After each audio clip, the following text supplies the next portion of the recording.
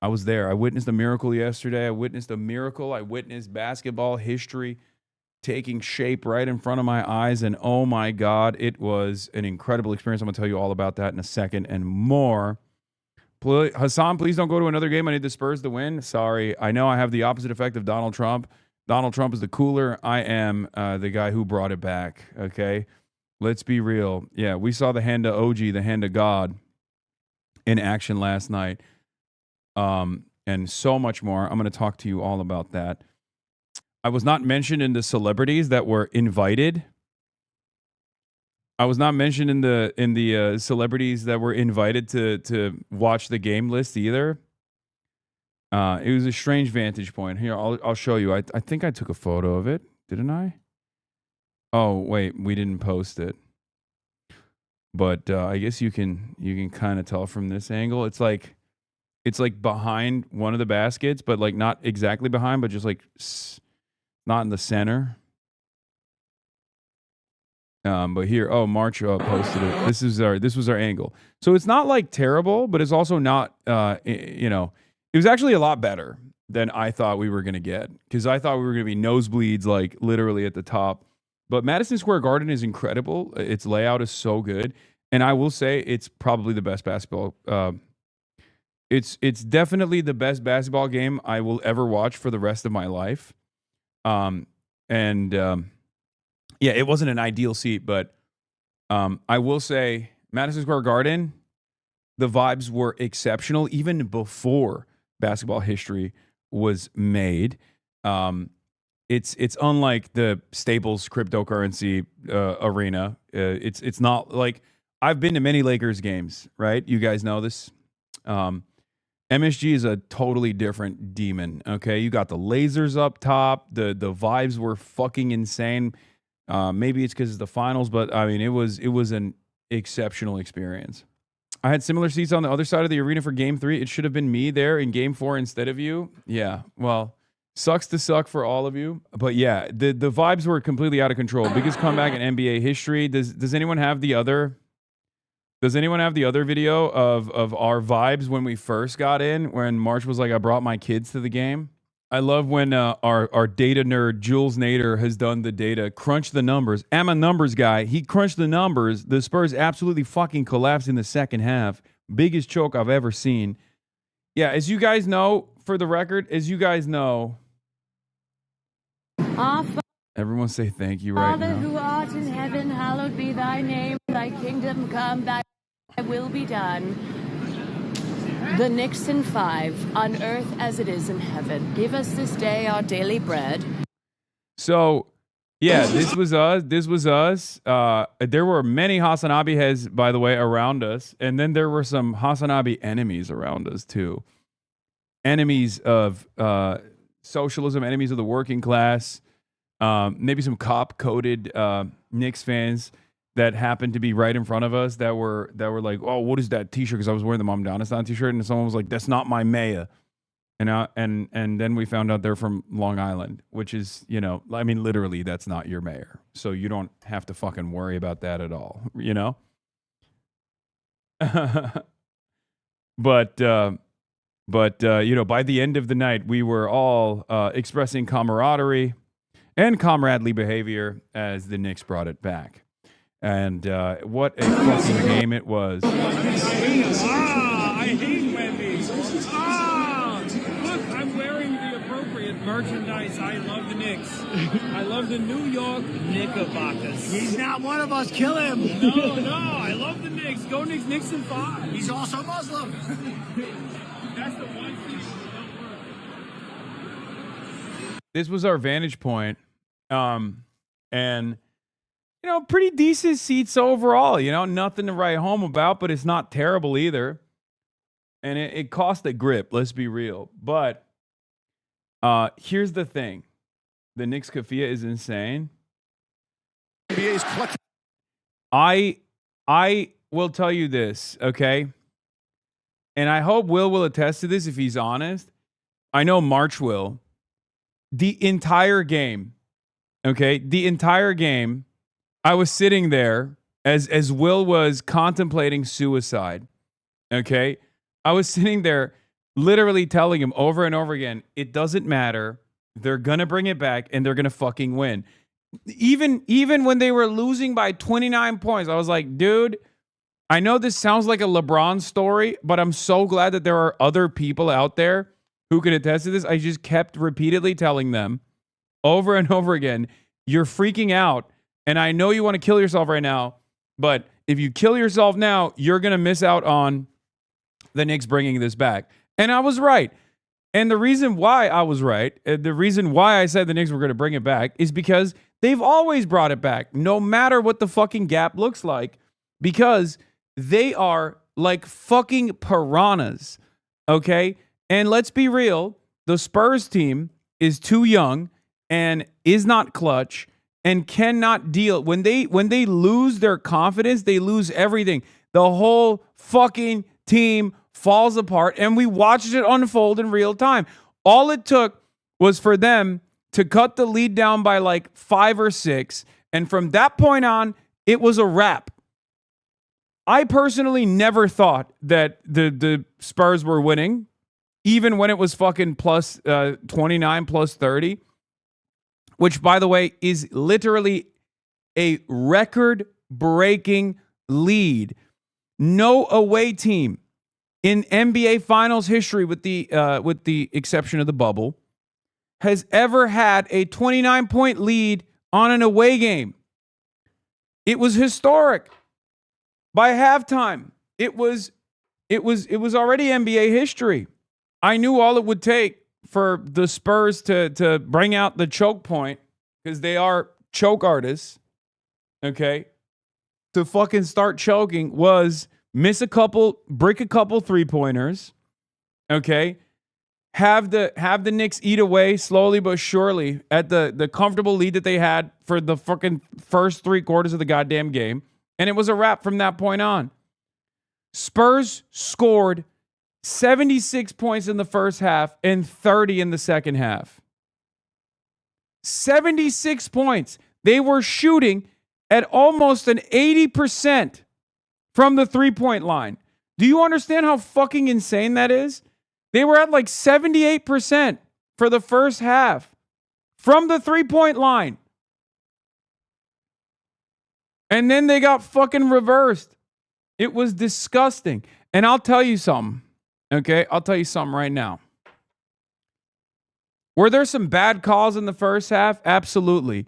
Were the Knicks fans losing their damn minds like babies? 100%. Will was. He was literally like the fucking arena.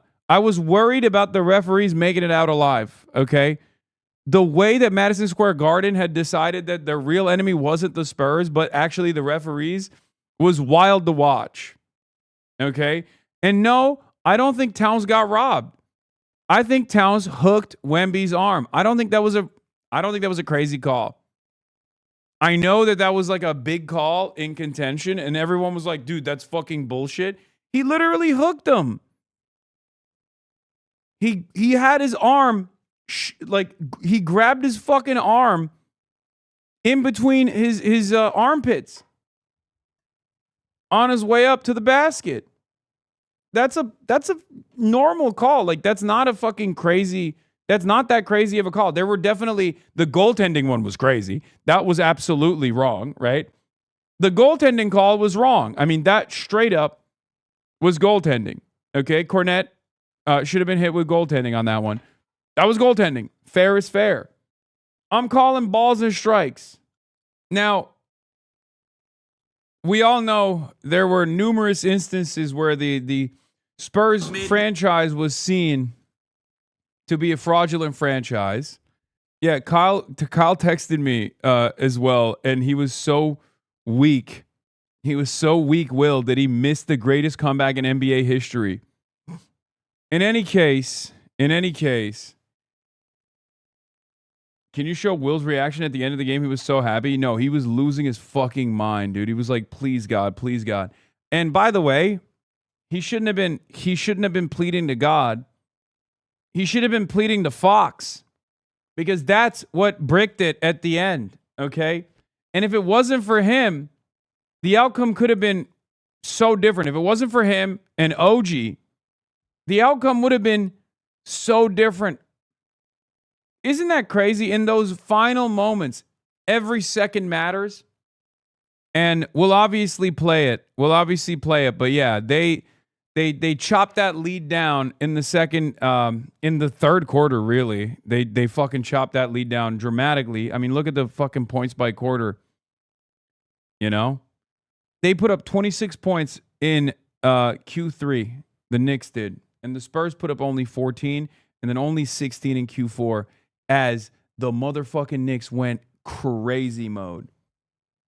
They went bananas mode, okay? They went absolutely nutty mode. They were nutted on them. They were nutting. Okay? They were shitting. They were farting. They were nutting on the Spurs. It was choke time. It was choke central. It was choke city. This is what happens when you have a young team that are inexperienced, okay? Yeah, Spurs blew their load too early. They were exceptional in the first half. What an incredible game of basketball this was. First half of the game, they were playing demonic style, the Spurs were. They were so fucking confident. They were so cocky.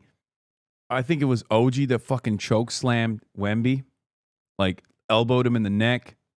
Wemby fell on the ground, started clapping, said, "I'm in your head. I'm in your head." It turns out the Knicks were down, but they were not out. Yeah, that "I'm in your head" shit is going to fucking haunt them forever. Yeah, Josh Hart, no. In the pick and roll. They keep trying to bring him up. Now Carl-Anthony Towns.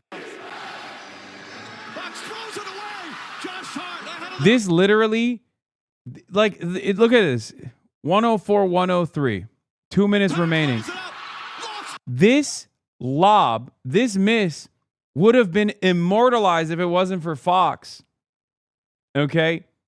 Like, this would have literally been, he would have been the Fox of the fucking Knicks. Miss layup. Look at Larry David, by the way. Oh, he missed the layup. Look at Larry David in the background. Look. Bucks throws it Watch. away. He's Josh right Hart there. Look. plays it up. Looks. Oh, he missed the layup. He almost died, bro. You almost killed Larry David, bro. You almost killed him. Larry David has never felt that excited in his whole damn life, dude. You can't be making him respond to things that fast. This straight up, if it wasn't for OG and if it wasn't for Fox, this is the career killer for Hart. Also, I got to say, shouts out to the Swagapinos. Pinoy Gang put up insane numbers.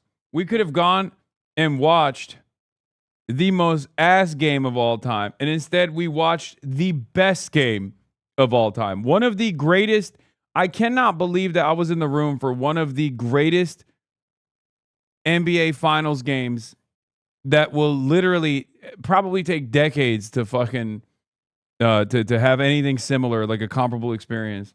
But god damn, OG, man, he's so fucking good. I mean, he was lethal. He was lethal on the 3-point line. He was fucking lethal with the key blocks. I mean, he had so many incredible moments, dude. Holy fucking shit, he had so many incredible moments. It was exceptional gameplay. It was fantastic to watch. Respect to OG. But yeah, watching Will go through the motions like that was so funny. I'm not gonna lie. I mean, he went from suicidal to the happiest guy on the planet. What a difference fucking 12 minutes make in the lives of someone. You witness an all-timer that may never be touched in our lifetimes. I know. There's been 80 games in the playoffs so far. That's 320 quarters. The Spurs in the third quarter are the only team this playoffs to not have a single point in the paint. I mean, dude, this was the environment in the fucking room.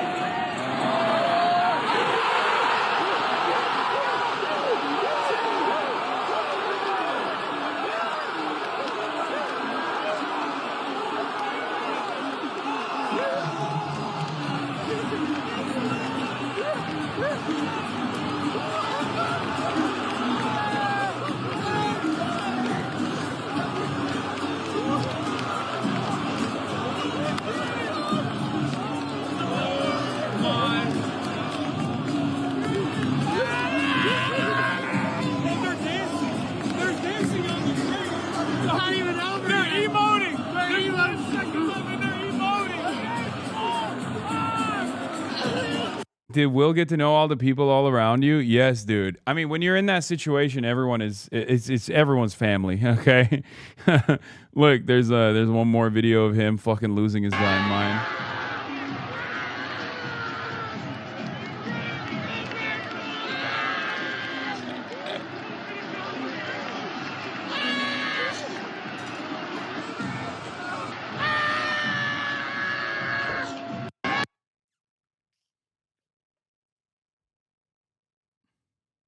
People were trying to take photos with him. Like, they didn't know who he was. They just, like, thought he was a super fan. I mean, he is a super fan. But they were just stoked. OG Hasanabi, you can fuck my bitch. I don't trust that bitch. You gon' fuck my bitch. Let me fuck your bitch. I don't love that bitch. I don't trust that. I will never forgive you for making Emma cry. Okay, that's crazy. An airplane almost crashed? What do you mean?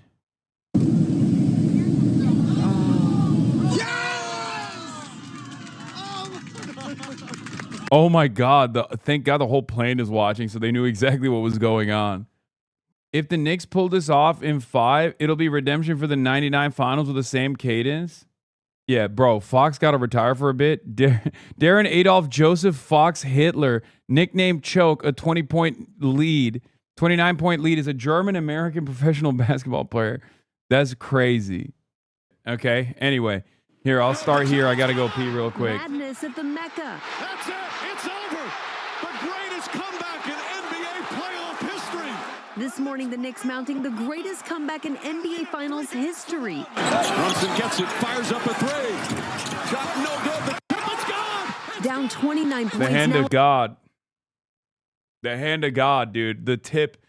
The godlike tip. A miracle. 3-1 in the series. It was a disastrous start for New York. San Antonio dominating with 14 threes in the first half. And nails it. The cell corner three. It's good. Parker, three-pointer. That's good. Another three. The most in finals history. Fox has to shoot and knocks it down. Everything going in. Victor Wembanyama playing some of the best basketball of his career in the first half. Clearly getting into the heads of the Knicks players. Wemby taking an elbow to the head from Mitchell Robinson, then clapping at the move. And an offensive foul called down this zone. Leading the Spurs into halftime with a 27-point lead, the Knicks with a .4 chance of winning. The Garden stunned into silence. That is the look of shock. But the Knicks not giving up. Series Hasanabi with the flush. Coming back in the second half with something to prove. Alley-oop to Robinson. Chipping away at the Spurs lead, going on a 13-0 run. Three, it's good. The Brunson burner hitting overdrive. Captain clutch Jalen Brunson scoring 36 points. It's good. The Knicks take the lead. The Knicks taking the first lead of the night with less than 2 minutes to go. But it was OG with the OMG at MSG, passing in the ball with 5.7 seconds on the clock. Brunson shoots a long three, and OG Anunoby tipping in the winning basket. It's a game of runs. We believe in ourselves. We've come back before. We're battle-tested. We're mentally tough. We're a resilient group. Madison Square Garden erupting, the ground shaking. Celebrity Row just as stunned as the rest of us. Players embracing the moment and each other. Fans at watch parties across the Big Apple exploding. We did it! We were so amazing! New York did it! The U.S. men's soccer team taking a break from training for the World Cup to watch the winning moment. Spike Lee couldn't contain his joy. And Taylor Swift celebrating with fans after the game. Timothée Chalamet also getting in on the action. A sea of orange and blue filling the streets of Gotham from the buildings to the people. One word that captures. It was fucking crazy outside, by the way. When they say New York City, we outside, I saw it. I saw it with my own damn two motherfucking eyes, okay? The hand of OG edit. Yeah, it was exceptional. It was history. It was history in the fucking making, dude. Straight up. Bro, you showed up on TV for a couple of seconds? No, I didn't. That's really funny, though, that you think that happened. Ain't nobody knows where the fuck I was sitting. Ain't nobody gives a shit. I am not a fucking celebrity, okay? I'm washed. Yeah, this is outside.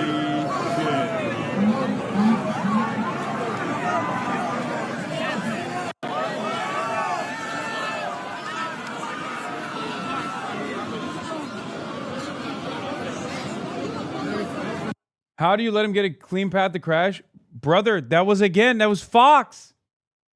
It was Fox again. He just stood idly by and waited. He didn't try to box out OG at all.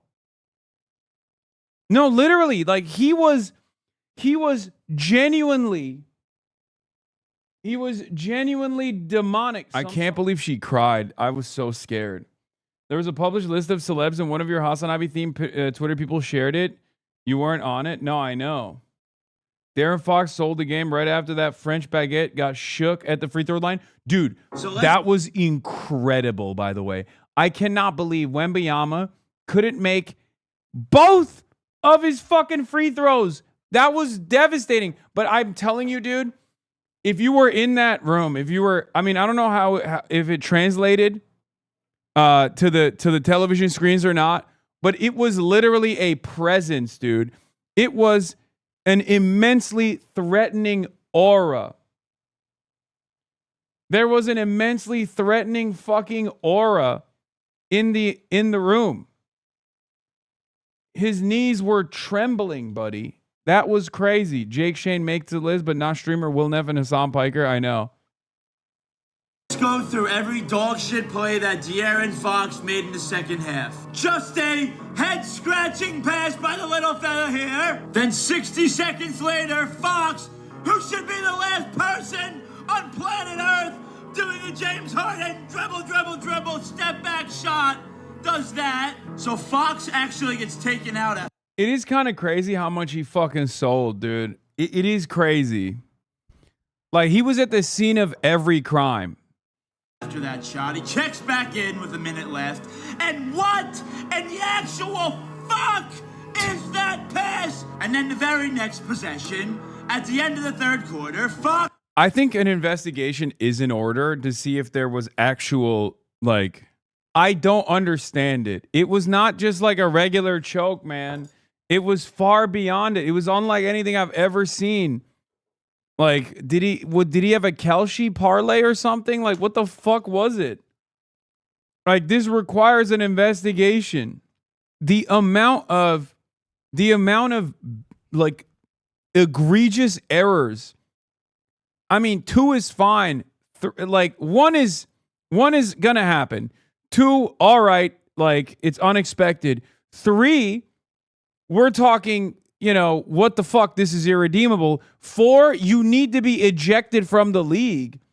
And he had like 5 or 6 in a row in direct succession, one after another, in a matter of like a minute. And some of the most egregious ones were in the last 10 to 12 seconds. It makes no sense.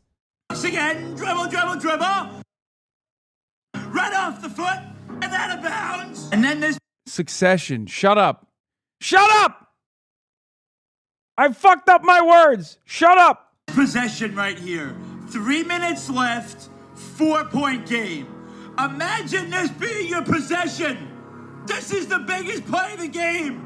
Fox is having a family barbecue. Dribbling the ball off his foot. No rush at all. Oh, shit. There's only 6 seconds left in the shot clock. And then you got to play everyone and their grandma are talking about. Dude, I mean, this is completely unacceptable. Okay? Literally, all you need to do is grab. All you need to do is grab and hold. Dribble around the court. That's all you need to do in this situation. You just grab and you dribble around the fucking court and you get fouled. That's it. He has a breakaway. He can't outrun OG Anunoby. He can't dribble out the clock. He decides to go up and he gets swatted. And then on the final possession of the game, my voice is cooked right now.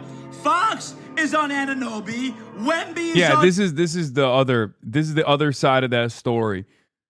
I mean, he literally let OG Anunoby shine. Okay, he ate the block and then he turned around. Brunson. Fox then decides to help Wemby. He doubles Brunson.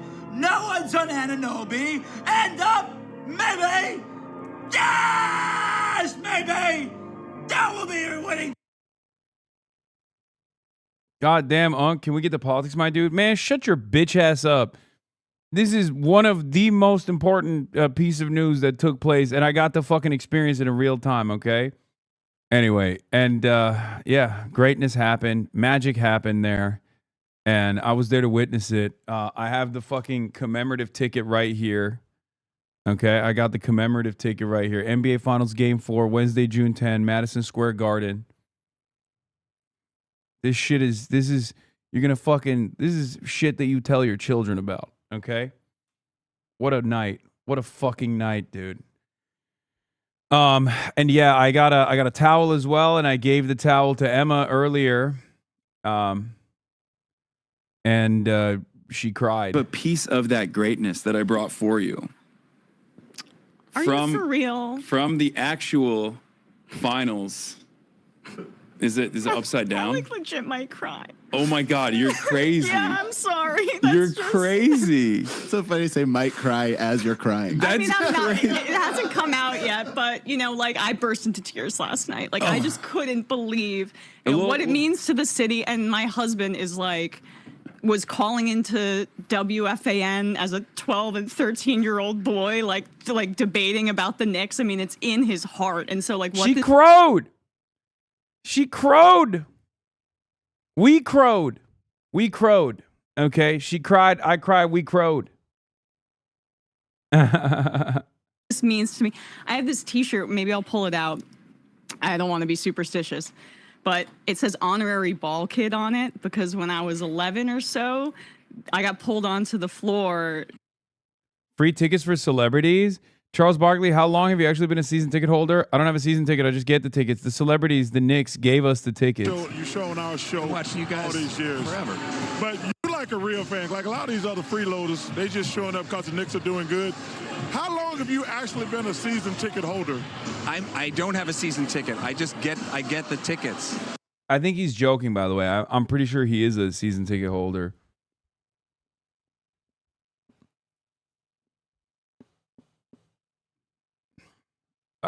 He is. I'm almost certain. I think he's joking, but he's not joking when some celebrities do get tickets. Celebrities are invited, not your boy, okay? Just make no mistake, okay? Ain't nobody thinks I'm a celebrity. I just want to let it be known we were not even on the fucking celeb list, okay? We were not on that list.